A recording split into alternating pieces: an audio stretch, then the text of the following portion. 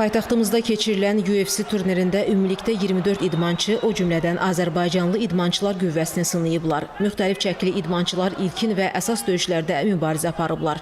Maraqlı idman mübarizəsi şəraitində keçən turnirdə 12 nəfər qalib olub.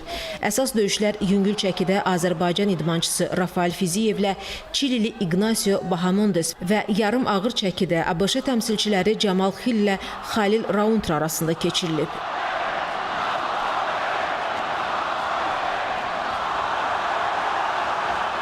Bu döyüşlərdən Azərbaycan idmançısı Rafael Fiziyev və Amerika Birləşmiş Ştatları təmsilçisi Xalil Rauntr qalib ayrılıblar.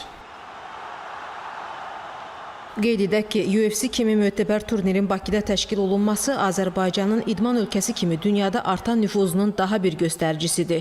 UFC-nin prezidenti Dana White iyunun 20-sində Prezident İlham Əliyevlə görüşdə bu turnirə hazırlıq işlərinin yüksək səviyyədə aparıldığını vurğulayaraq göstərilmiş dəstəyə görə dövlətimizin başçısına minnətdarlığını bildirib.